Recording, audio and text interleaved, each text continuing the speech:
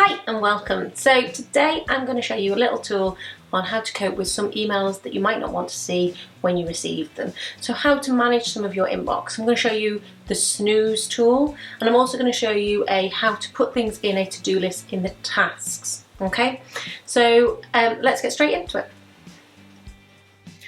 So the first thing I'm going to show you is how to snooze an email. So this might be an email that you just want to deal with later.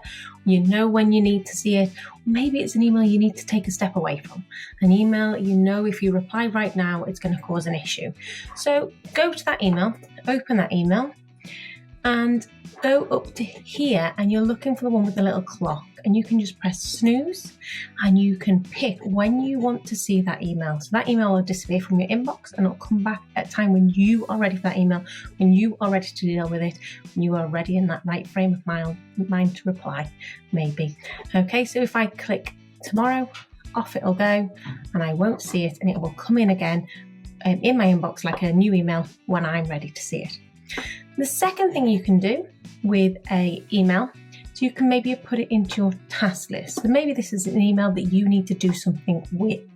So what you can do is you can go to this little tick with a plus and you click on this, and it will take it to your task list, which is in this sidebar here. It's in all of Google products. You have this little task list here.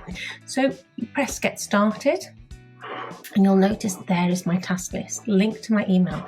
So if I navigate away from that email, I can always come back and I can click on it and it will open that email, and I can remember what was the task I needed to do. You can add other things into this tasks, other things to do.